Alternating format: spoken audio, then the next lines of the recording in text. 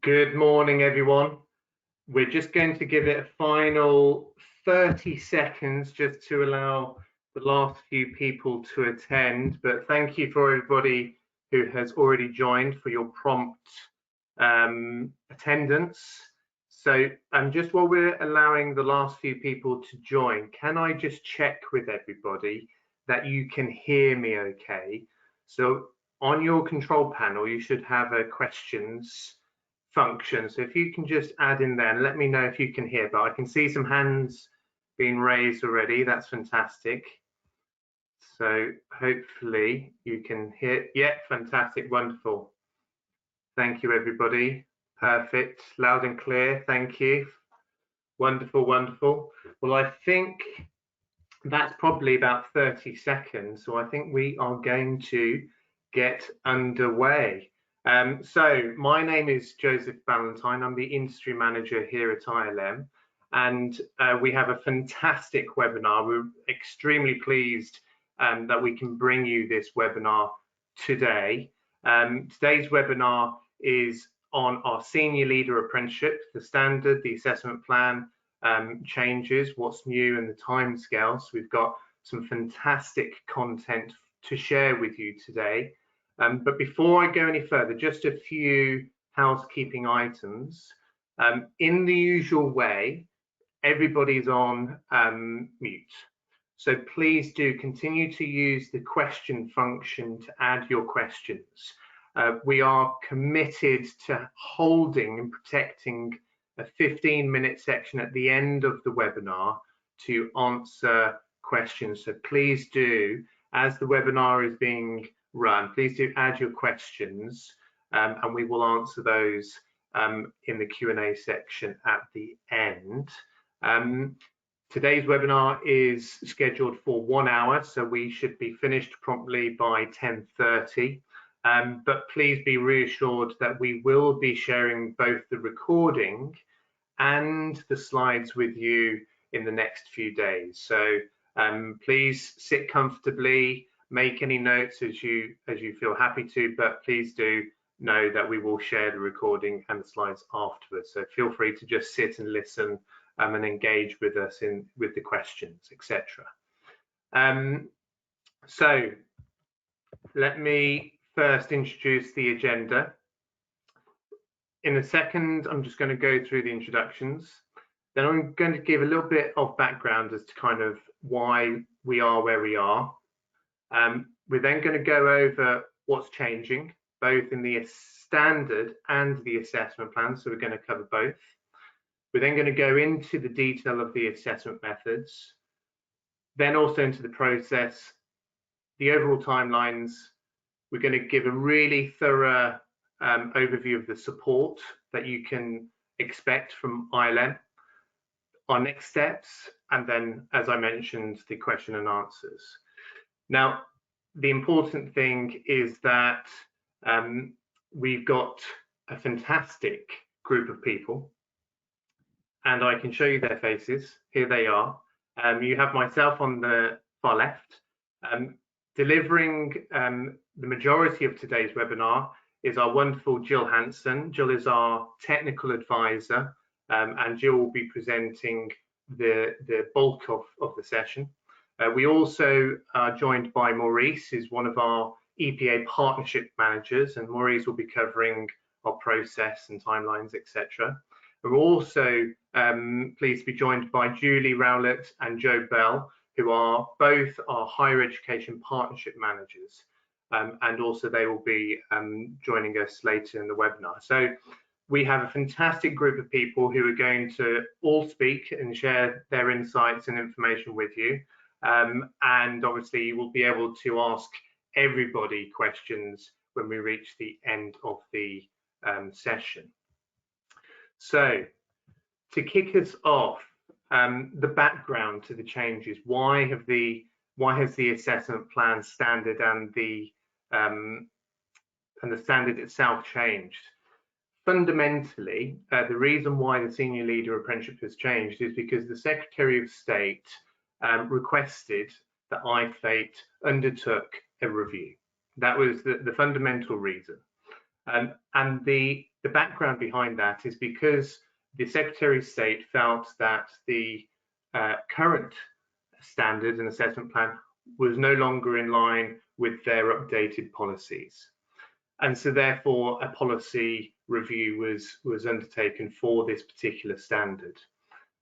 And what's behind that is the fact that IFAID often get feedback, both from providers, from employers, from apprentices, and all of that feedback has gone into this review. But fundamentally, when it comes to any review, what IFAIDs are trying to establish is consistency and comparability. And what we have seen is all of the management standards have had the same assessment plan review. So for those who are very close to the management standards will know that the team leader has been reviewed and launched. The level 5 operations departmental manager assessment plan has been reviewed and launched. And obviously now we are launching the new senior leader. Now the other, of course, is the level 6 chartered manager, and that is actually now under review as we speak. So that will shortly be launched.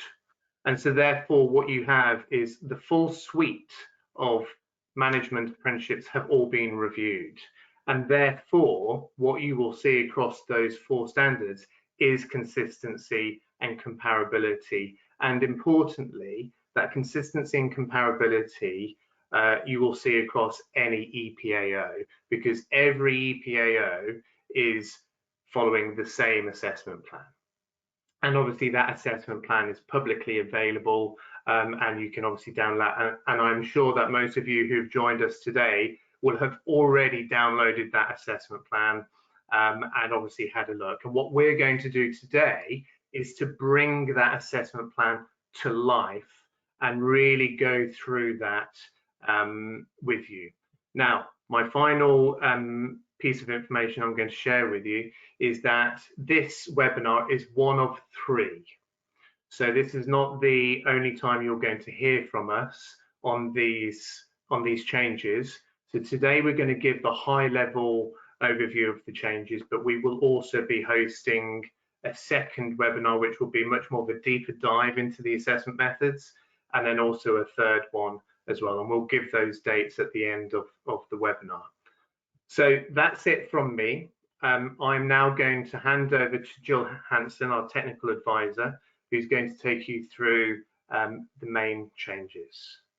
Jill, Joe, can I just interrupt? Sorry, we seem to have a number of people that are struggling with the volume, so there's no sound coming through, but I think quite a lot do. Some people have switched to the telephone and I may be hearing it through the phone. I'm trying to look at the audio, but I think if anybody is struggling, we will send on the recording afterwards. Okay, just to... Thank you, Julie. Yes, if you are, sometimes GoToWebinar can be quite temperamental, and sadly we wish we could do something about it, but there's nothing we can do our end. So obviously apologies to those who are having technical issues, but as Julie said there, please be reassured that we will share the recording with you. So if you do get any interruption, please be reassured that you'll get the recording at the end. But yes, thank you, Julie, for just alerting us to that. Thanks, Joe. Over to Jill. Yeah, thanks, Joe. So as Joe's already said, and just to reiterate, we are here to support you. And this is the first of a series of webinars. And we will, of course, as we have with the other levels, be creating the guidance around the process, the customer and the apprentice packs. We will do some live presentations as we usually do to your tutors, to your students if necessary, just to get you through the process. We're going to be building on our bank of exemplars and the resources that we've got so that we can help you to prepare your apprentices to pass the first time. Obviously, we've got our building and ever-growing assessor team who we are constantly training, constantly standardising to make sure that they give your apprentices the best experience that they can. And we've got the dedicated EPA team and the new system that's working to enable you to have the best experience that you can. So this, I think the message is just that we're here to support you. There's a lot of us working on this, and we're trying to support you in different ways. Could I have the next slide, please, Jo? So I just want to have a look at what's changed in the standard initially. And just to confirm the date, so the assessment plan and the standard have been approved, and the implementation date is the 29th of March this year. So what that means is anybody that signs up on their ILR by the 28th of March will be on the existing senior leader standard with the master's degree.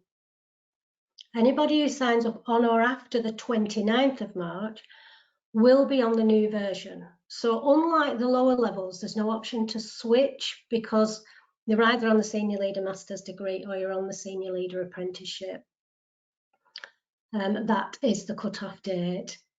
So I suppose it's no surprise to anybody that the key difference is that there's no longer a mandated master's degree in the version 2. And that was a policy decision by the Institute. That is something that they, when we went back to the Trailblazer group to discuss this, that wasn't a negotiable. The funding band has also been reduced, and so the maximum threshold is now 14,000, including the endpoint assessment.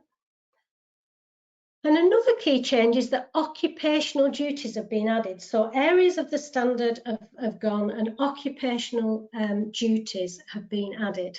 And these are quite important, really.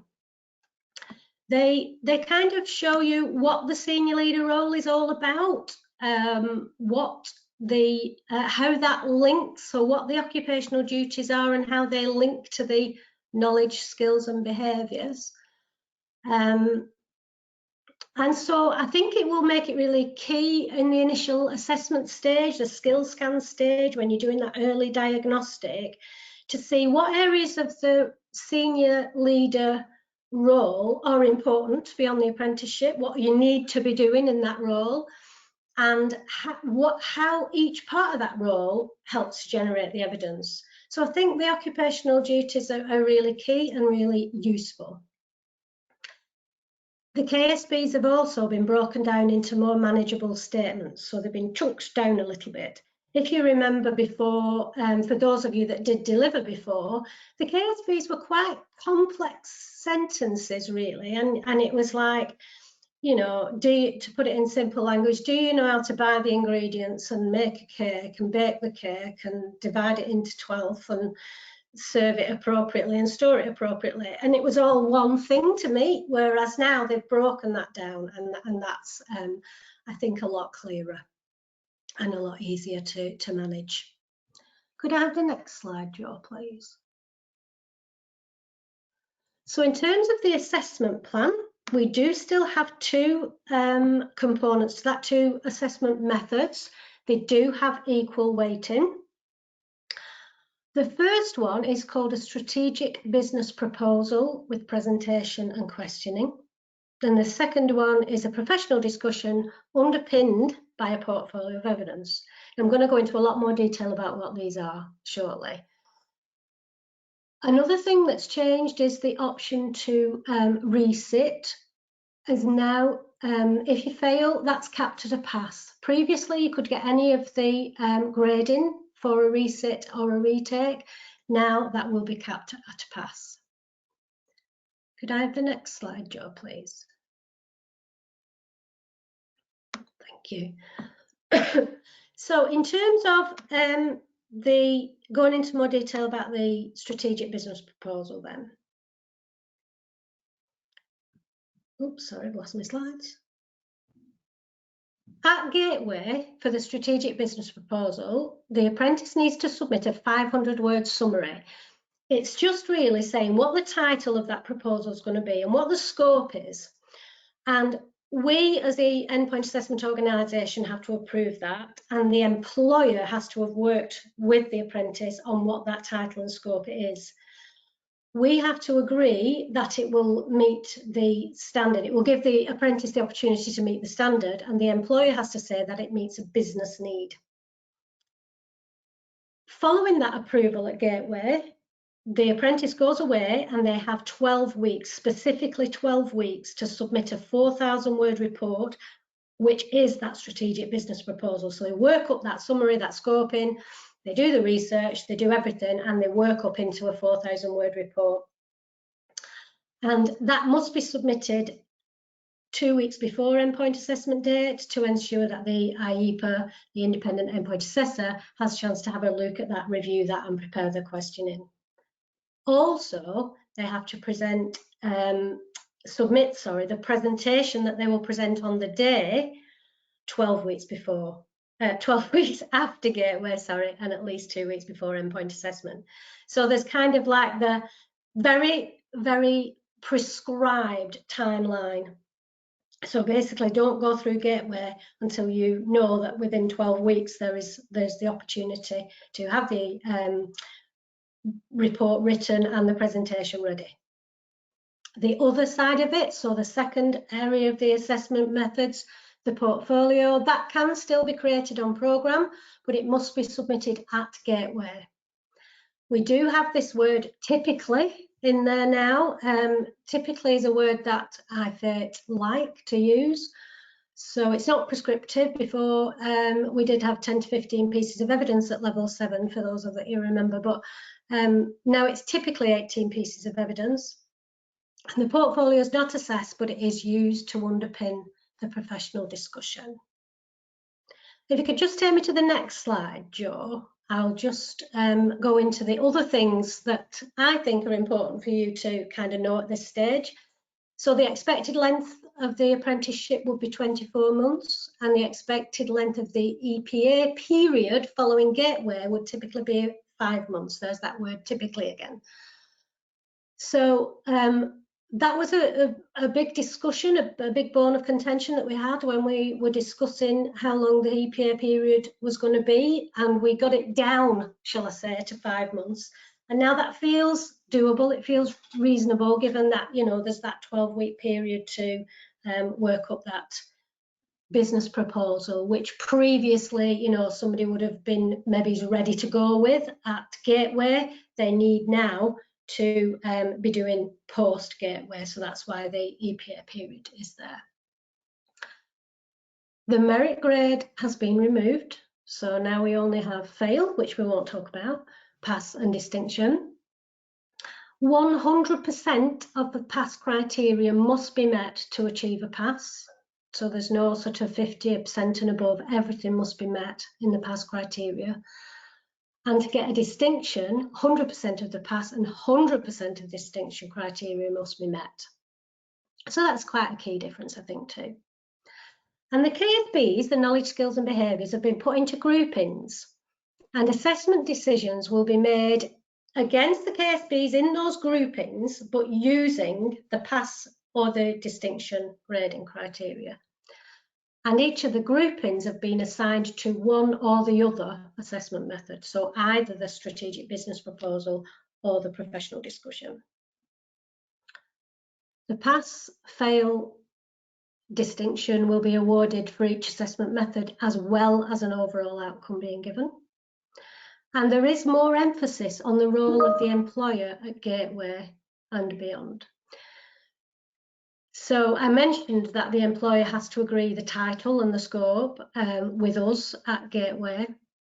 And also beyond the Gateway, the employer would be the person that would support the apprentice if there was anything that they needed support with in terms of that project and preparing.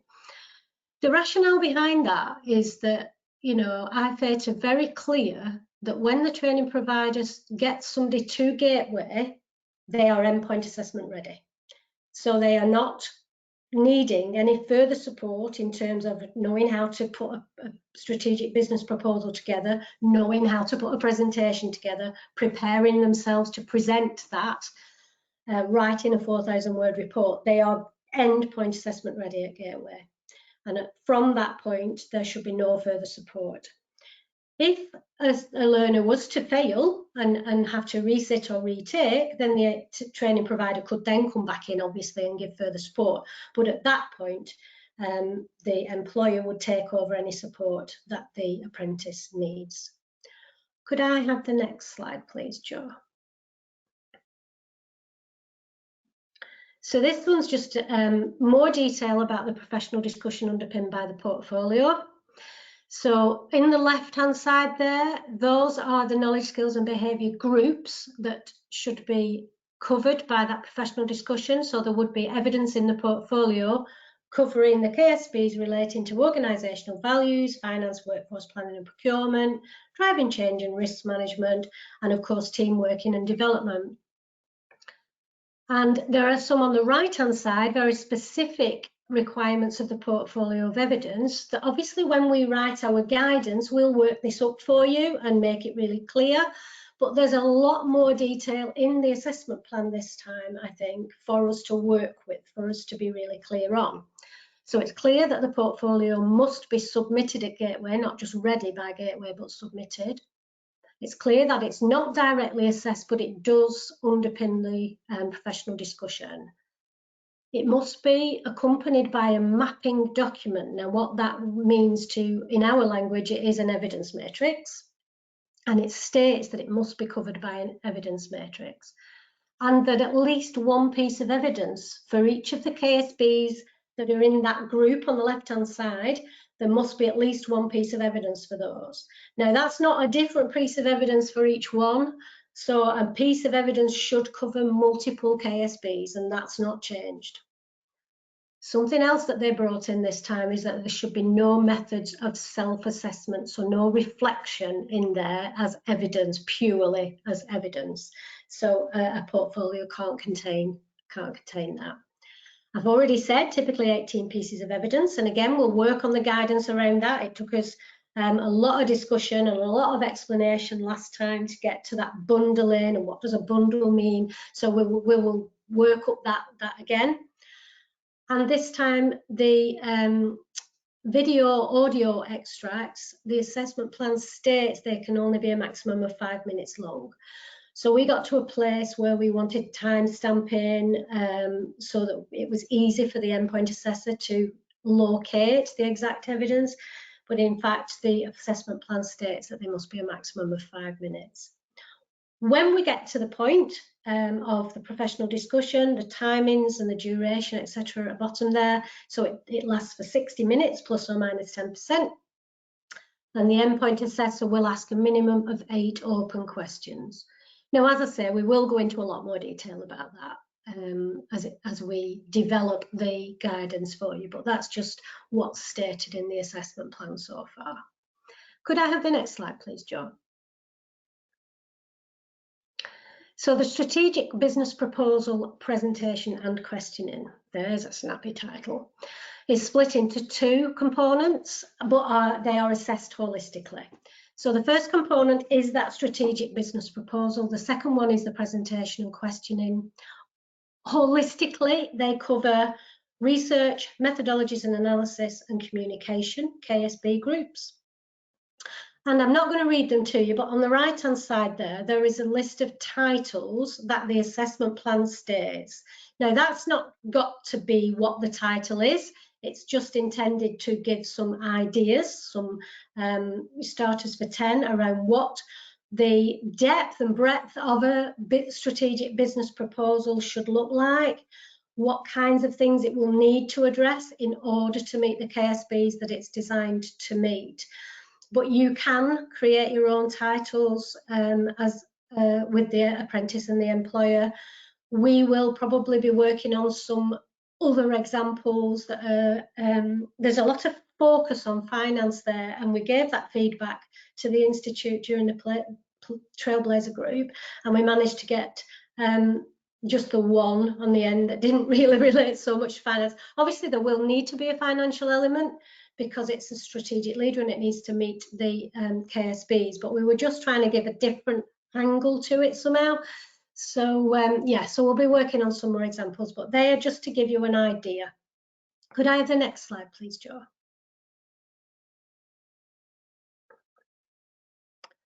So the first proposal, this first component is the proposal itself. And as I've already said, it's agreed between the employer and the endpoint assessment organisation at Gateway. It's a brief summary at Gateway that's no more than 500 words. Now, we won't assess it, but we will be making sure it meets the needs of the business, it's relevant to the apprentice's role, and it allows the KSBs to be assessed for the endpoint assessment. Once that's been agreed, the apprentice has got that 12 weeks, just 12 weeks to prepare a detailed business proposal, which is 4,000 words plus or minus 10%, with the usual stuff about the graphs and the tables being included. It doesn't have to be fully implemented. It is a strategic business proposal, but it does have to meet the criteria about being approved. So it can be something that might be useful to the organisation, could be useful to the organisation, would be when we get round to it in the organisation. It's got to be done, proposal, signed off and started to be implemented so that the apprentice can meet the S2 criteria. So that's a really key thing. It doesn't have to be, it's not a 12-week project. It's 12 weeks of getting that proposal worked up into an implementation plan, really. How am I going to deliver this and seeking that agreement? The structure is very specific and it's in the assessment plan, so that's easy peasy. And it must have an annex, which again, they're called an annex, which shows how the proposal maps to the KSB. And again, in our language, that will be your evidence matrix, basically. It's got to be submitted along with its presentation within 12 weeks of the project proposal being agreed and at least 2 weeks before the endpoint assessment live date. Could I have the next slide, please, Jo? So the second component, the presentation and questioning, I've just said it's submitted with the proposal. It focuses on the proposal. There are specific themes that it must follow that are set out in the assessment plan. And then the IEPA has that 2 weeks to review and prepare their questions. They will ask a minimum of 6 questions, and at least one of them will be from each of the themes in the grading descriptors. And they'll be looking for clarification. What have I not seen in the presentation and the business proposal? So what do I need to clarify? And it will be seeking, the assessor will be seeking to assess the breadth and depth of the knowledge, skills and behaviours to hopefully move the apprentice up the grade and give them the best grade that they possibly can. And again, that's 60 minutes plus or minus 10%. It's 20 minutes for the actual presentations, quite a meaty presentation, and 40 minutes of questioning. Could I have the next slide, please, Jo? So now Maurice is going to talk to you about her role. We're going to move into how we're going to help you to get there with this new assessment plan and standard. And so we're going to go through some of the ways that we have got to support you. And please do remember that this is just the beginning. We will go into a lot more detail about the things that I've talked to you about. Thank you, Jill. Thank you. Good morning, everybody. So my name is Maurice Hole and I'm one of the EPA Partnership Managers. And I just wanted to talk this morning about what our role is as an EPA Partnership Manager and how we can support you with your endpoint assessments. Could you just go on to the next slide, please, Jo? Thank you. So we are a dedicated team of EPA Partnership Managers. So we have myself, and I cover the Southwest and the South. We have Janice Collins, who covers the North, and Rebecca Hollenby, who covers the Midlands. Please take our details down. They're there, our phone numbers are there, our emails are there to contact at any time. And our role is really to support you, your employers, to make sure you get the endpoint assessment right for your apprentices. So from showing you what our offer is, showing you what resources are available and dedicated support that is on hand to you, we are there to show you from the start what that offer is. We'll support you through the 8-stage journey of our EPA. This is from how you register with us and gain approval for your standards. And we'll show you the support of our new platform, EPA Pro, just to make those first registrations and follow that EPA journey through from Gateway right the way through to your results.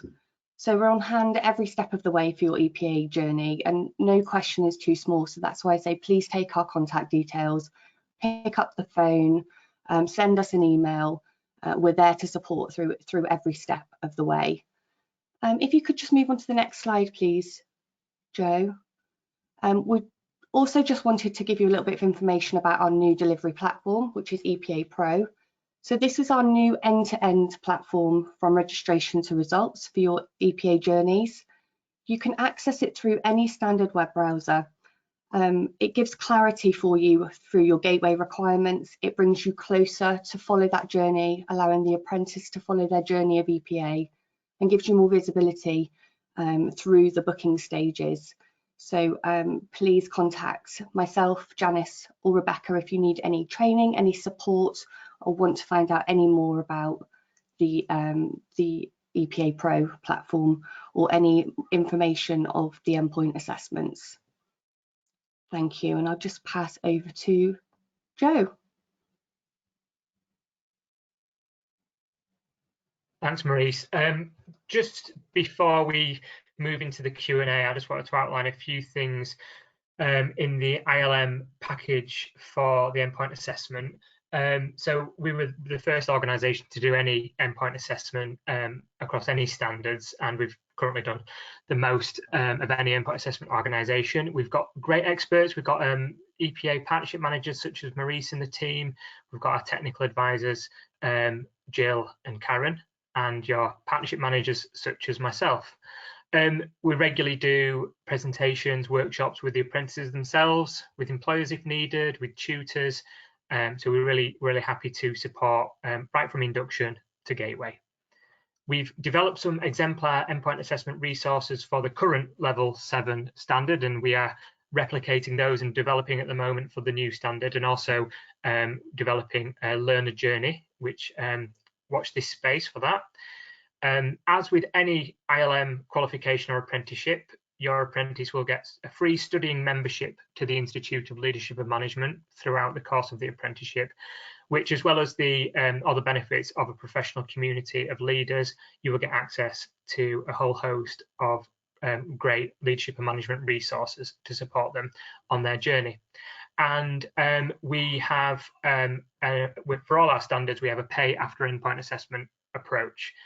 So we don't charge for EPA up front, just a £25 registration fee, and we charge after endpoint assessment has taken place. That will not change for the new standard.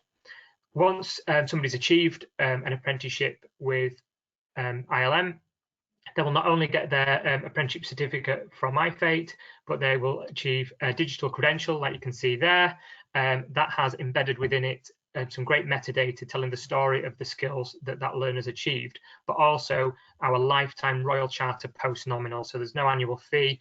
They will become a member of the City and Guilds Institute for life, and that will lead to pathways to professional membership, such as Fellowship of the Institute of Leadership and Management. Thanks, Joe. And we're busily preparing our detail on this new version of the standard right now. So there'll be the endpoint assessment pack. So anybody that's seen the current endpoint assessment pack, that's really where you find all the nitty-gritty detail of the endpoint assessment, and also its companion document, the assessment recording forms, which will have the evidence matrix and the matrix for the business proposal as well. Thanks, Joe.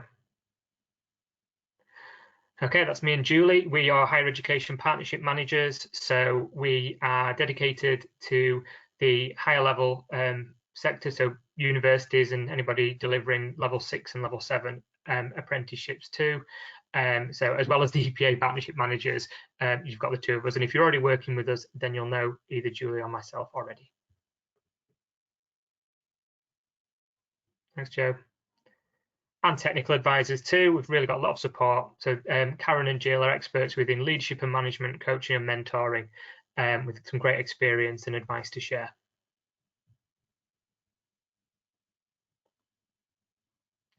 Okay, so now we're going to move into the questions. I think we have seen a lot of questions in the question bar, so I'm going to hand over to Julie to host the Q&A session. Okay, great. Thank you very much, Joe. So a few questions. It might be useful to cluster some of them together from the questions that have come through. So I'll start with an easy one. Will the EPA event be mandated as a face-to-face or virtual, or will there be a choice, assuming there are no COVID restrictions? So what's the detail in the assessment plan about the format of the endpoint assessment? And I'm guessing Joe or Jill to answer that one. Yeah, so I think the default state will be to virtual, but there would be the option for face-to-face. So the assessment plan isn't mandating that face-to-face this time. It's virtual would be the default, Julie. Great, thank you. If a student suspends from, takes a break in learning, so suspends from a programme on SLMDA, can they then transfer and pick up on the SLA?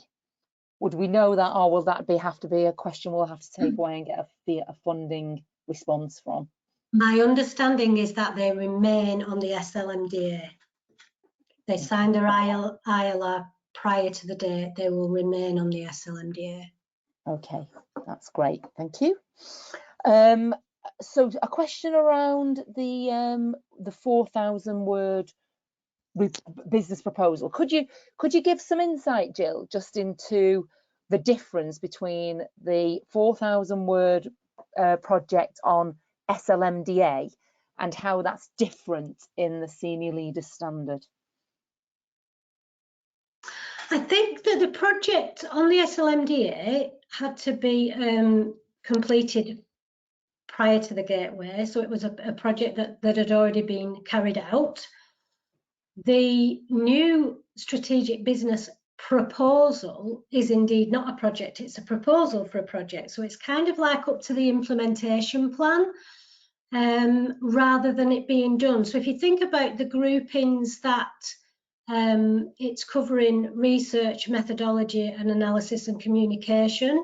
So it's about getting that proposal to the point that it's been agreed. Maybe it will have been implemented to a certain point, but it's not about it being a completed project in the same way. So can you just clarify exactly what stage within the 12 weeks it's got to be completed? So we've got a question. So it can be started to be implemented within the organisation, or but doesn't have to be signed off for. Doesn't have to be signed off. The key thing is that it needs to be signed off. So if you look at the detail of the standard that it needs to cover, the key one I think was S2 that we talked about, that it has to have been communicated and agreed and signed off at board level. So it does need to be signed off above, and it needs to be ready to go. So it's not a coulda, woulda, shoulda. It's a definite proposal that's going to be implemented. Whether it's started to be implemented or not, it must have been signed off, and the communication plan and the implementation plan must be there. Is there anything that you want to add to that, Joe, that makes it any clearer?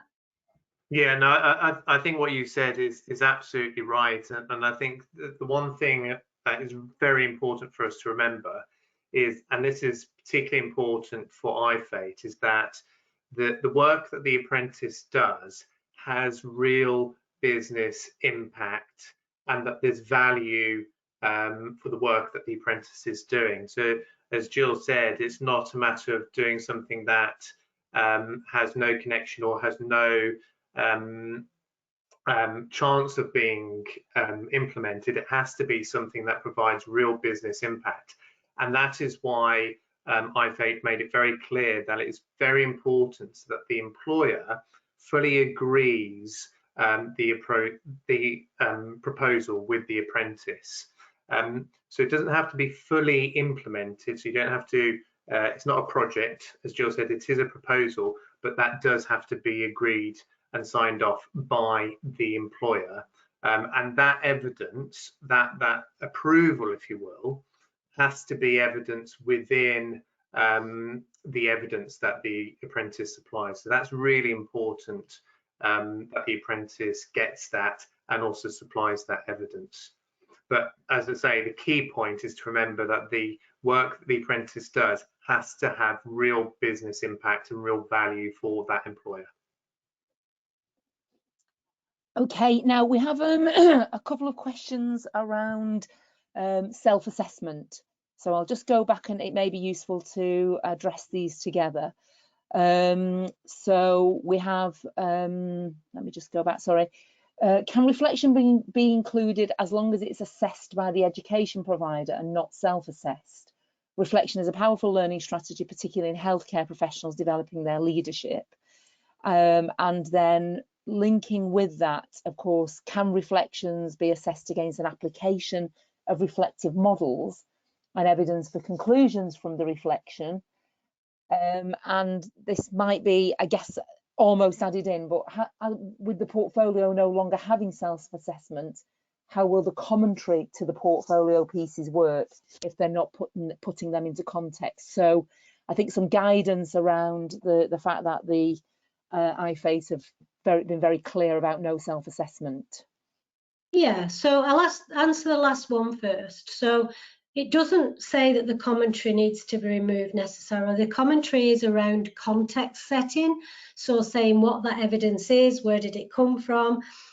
So that's not pure self-reflection, that is just an explanation. That is saying this is what happened, this is why it happened, and here's the evidence. So it doesn't remove the need for the context statements. They will stay there, and part of the context statement is a bit of reflection, I do concede. So the question about the assessment, the self-assessment being looked at by the education provider, no, that's a different kind of assessment. So it's about, if it's self-assessment, it's about self-reflection and self-assessment. So I think I've done this really well. And so it would be more for the employer or peers to validate that, to authenticate it, rather than the education provider. So if there is something that a reflection piece would be the only way to provide evidence for, then that should be somebody else saying this person did this in this way, it met the need, it meets the standard, rather than that person just reflecting. Absolutely, reflection is the most powerful thing, especially at any level, but especially at a master's sort of level, and for a senior leader to be doing. Absolutely, and IFA are not saying that, but that is not how they can be assessed. So with the best will in the world, somebody else's assessment of you, i.e. somebody that's experienced the way that you lead, somebody that's seen the examples of how you put your knowledge skills into practice, is the evidence rather than your own personal opinion. So there should be no opinion. Everything in there should be about evidence of practice, evidence of application. Okay, thank you, Jill. Another question, the assessment plan states that the training provider should not be involved in the proposal. This is a different approach to the on-programme work-based project in the previous version of the standard. Can we say a little bit about what this means in practice for training providers, and can training providers give any support? It does say that. It's very clear in the assessment plan what everybody's responsibilities are. So the training provider's responsibilities up to and including getting them ready for Gateway. Post Gateway, it's up to the employer.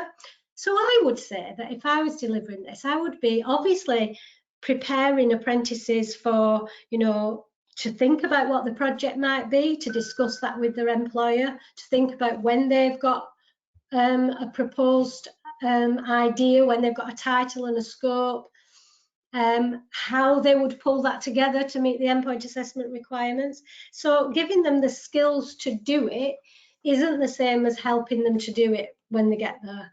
So I think that's the cut-off point, is give them all the skills that they need, all the learning that they need, help them to think it through, give them the skills to determine what a suitable project is going to be, and then hand them over to their employer to decide on what that will be in practice. We will do, obviously, some more presentations around this, give some more guidance around this as the months go on, obviously. And we'll be talking to you about where you think your role starts and ends alongside of that in some of the discussions that we'll have. So yeah, but that is set out quite clearly in the assessment plan, that it stops at gateway. But for me, you know, if you're delivering it, you're helping somebody to get through their endpoint assessment, you'll give them the skills and the knowledge that they need to then apply post gateway. Okay, thank you, Jill. On a point of clarification about the length, it's suggested senior leaders, the new SLA is 24 months. So is that 24 months plus 5 months for EPA, or 24 months including the 5 months for EPA? I think it's typically 24 months duration of the apprenticeship. Joe, do you know the definitive answer to that? Sorry to put you on the spot if you don't. No, it's right. So the 24 months should include the EPA period. All right. Okay. It's 2 there. But what we will do, we will just double check and go back through, and we'll include that in our FAQs, and give a definite answer afterwards as well. It's a good question. It always throws me, that question. There's a couple of other questions that have come in about the proposal, so if we can just jump to those and then maybe backtrack a little bit. So prior to gateway, they will have already have proposed the proposal to the board. Can we just confirm that? Sorry, say that again, Julie. So prior to gateway, they will have already have proposed I guess that's about the topic of the proposal to the board, won't they? So there's, I think that'll depend on the process in their organisation. So it just has to be at a point then where they have got the title and the scope. So if, I suppose, yeah, I mean, thinking that through, if you then spend 12 weeks working it up into a proposal that is dismissed out of hand, that will have been a waste of 12 weeks in a gateway. And you'd have to start again at gateway proposal, wouldn't you? So it needs to be something that they're fairly sure will be accepted going forward, but they won't have worked it up into a full proposal. They won't know the full detail of that proposal until they've had that 12 weeks to do it. But yes, I guess they will have had to have, you know, a nod to, yeah, you can choose that topic. Yeah. I think just quickly there, Julie, I think what's really important is that everybody remembers that everything that is provided for endpoint assessment is completed post gateway. So everything that the apprentice does is then obviously agreed with ourselves, but that is all agreed post gateway, and that's really important to remember. So and that is a big change, as Jill has been talking about throughout the webinar. But so that's a really important thing to remember, that everything that the apprentice does for endpoint assessment is completed post gateway. And obviously what you will see in our guidance is how that will all work with yourselves, with the employer and the apprentice. Yeah. So that's a really important thing for everybody listening to remember. Yeah.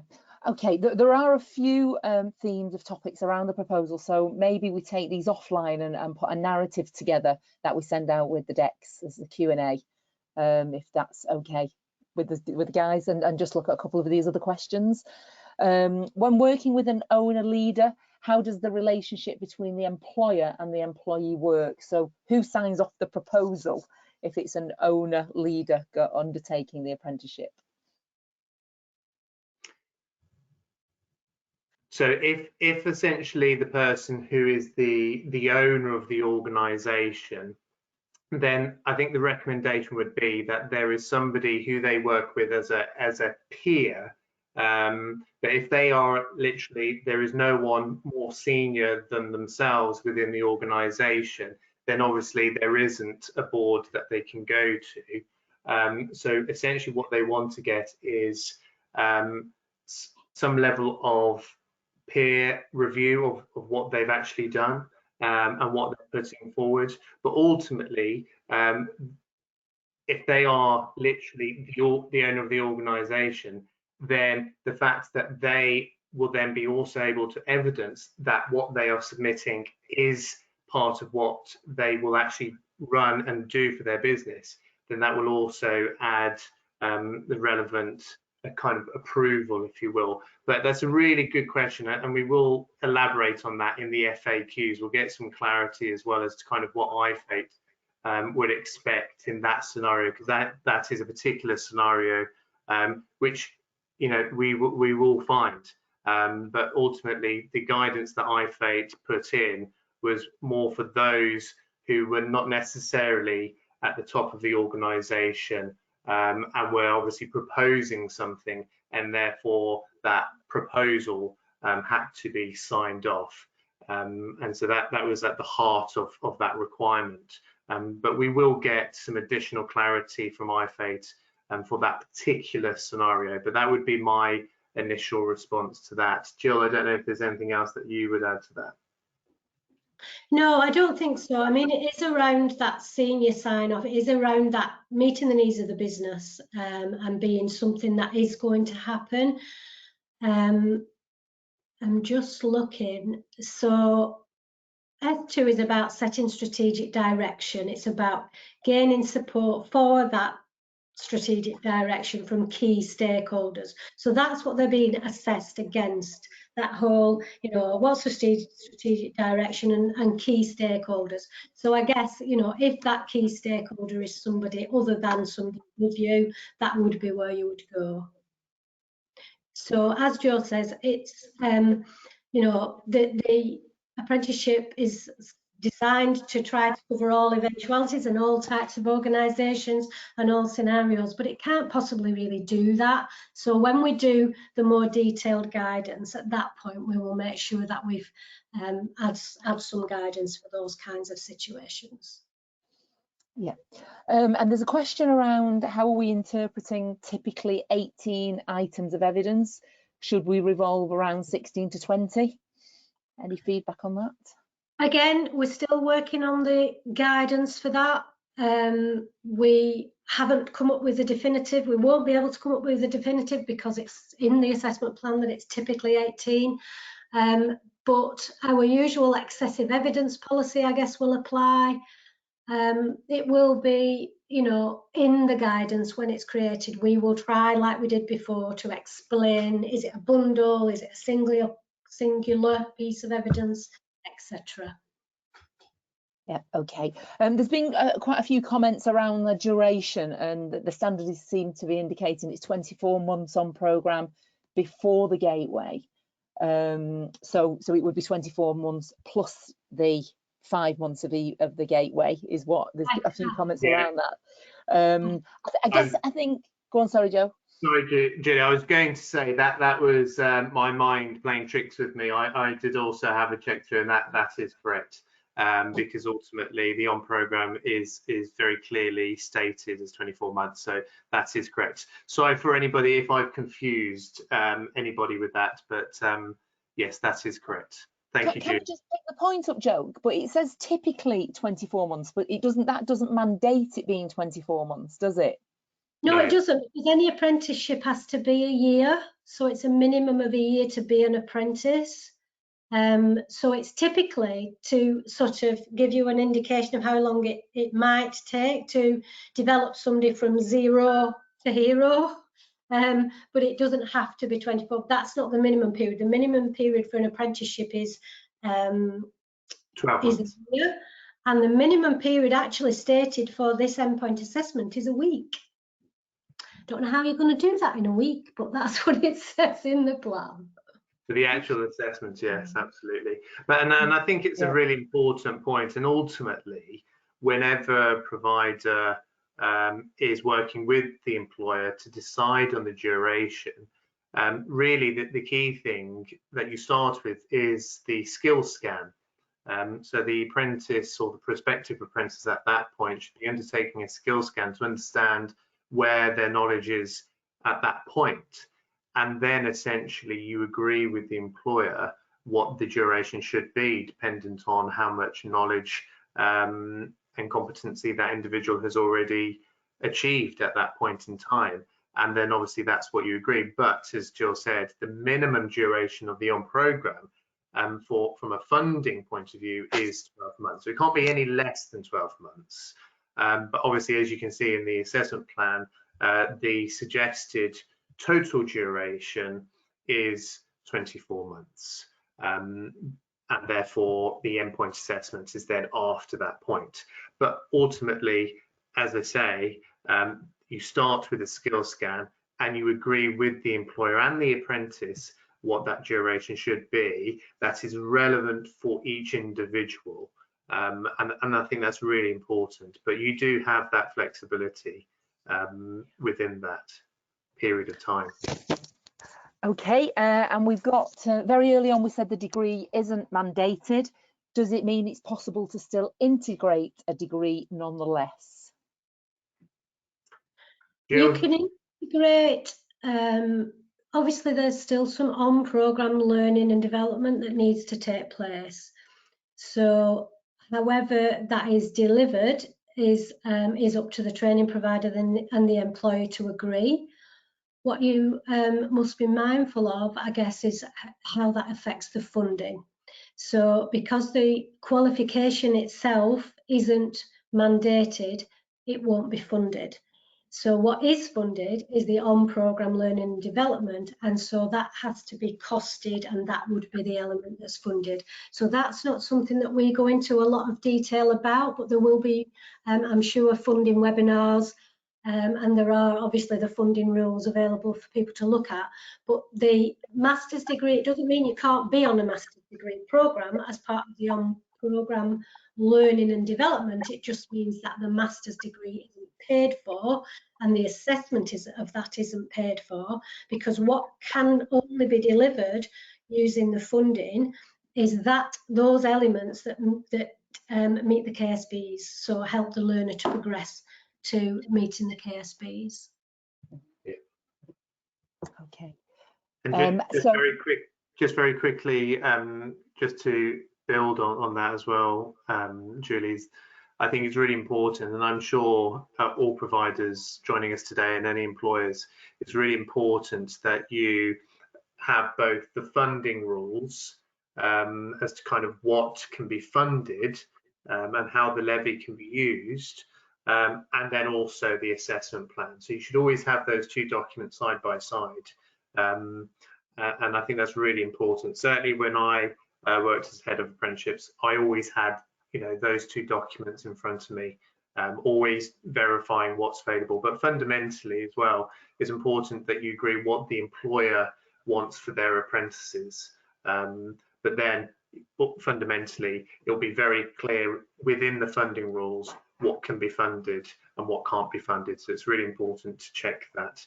But obviously the master's degree is no longer within this new version, and therefore certain costs can no longer be covered using the funding. Yeah. And a question around, could it be a level 7 diploma instead of a master's? Well, I'll kick off and then hand over to Jill, but I think the answer is yes. And it goes back to what the employer wants. If the employer wants a qualification of some form for their apprentices and they are willing to cover those costs, etc., and that's a very important part of their requirements, then absolutely. And I think that's even IFATE, even though they've removed it, would say that the most important thing is that as providers, you are responding to what employers want for their apprentices, and also what the apprentices are wanting to gain from their apprenticeship. And I think there is now that flexibility ultimately, even though there are certain costs you can no longer cover, there is now more greater flexibility for everybody, whether you're a provider or an employer. And again, I always go back to, it really depends on what the employer wants for their apprentice and what's going to give them the best value and the best chance for them to succeed in their career, both during their apprentice but then also afterwards, and what recognition that they want to get. And obviously qualifications absolutely have their place, even though it's no longer a mandated requirement. But that change is because of a policy change, because obviously IFA's policies to not have qualifications unless it's a requirement such as license to practice.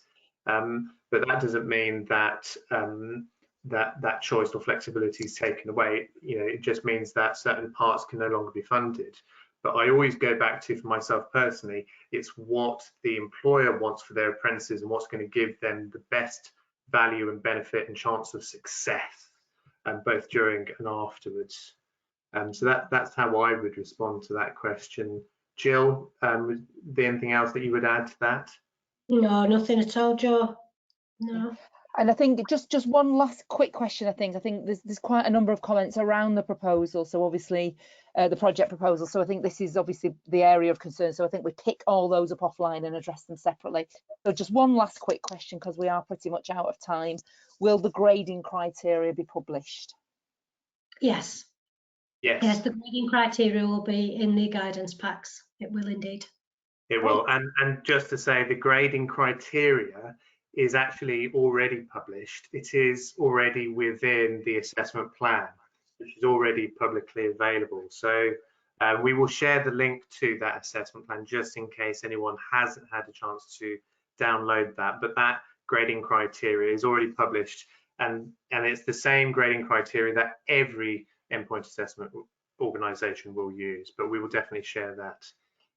Thank you, Julie. We are off time, and I did say we're going to finish promptly, but some great questions there. As Julie has said, we will most definitely, any questions we've not been able to answer, we will answer those in our FAQ document, and we will share that with the recording and the slides. So thank you very much. Just very quickly, as I mentioned and Jill mentioned at the start, this is one of 3 webinars. So our next one is on the 30th of March. That is when we will go into a deep dive of the assessment methods, so a real focus on the assessment methods themselves. So please sign up and join us on the 30th of March. And we will then do another webinar on the 4th of May, and that will just be a dedicated question and answer. And the reason why we've placed it on the 4th of May is we think that by that point, providers, employers, and anybody else involved will have had a chance to really digest everything that's being launched, and so therefore we'll have a question answer. But as Joe was sharing earlier, we have a huge amount of support for you, and I think we placed a focus on that because we wanted you to know that you can get in contact with us from today. Well, you've already been in contact with us before, so please do utilize all of those contacts we've shared with you today. Reach out to us, don't hesitate to ask any questions, and these webinars are really touch points to really go into detail. But please don't wait for the webinars to get in contact with us. If you have any burning questions, please reach out to any of the contacts in these slides. Again, you can contact us or stay in contact with us through our social channels, but also for anybody who hasn't signed up to our email alerts, please do, and we can make sure that any upcoming communications go direct to your inbox. And again, we will share links of where to go to sign up to those email alerts. And that brings me to an end to say thank you for joining. Thank you for staying with us. Thank you for your questions. We hope that you found that incredibly useful. And also, finally, thank you to all of our speakers, Jill, Maurice, Joe, and Julie, a fantastic group of people who are there to support you every step of the way. Please do reach out to them. But thank you for joining, and we look forward to speaking with you at the next webinar, but also individually by phone or email. Thanks, everyone.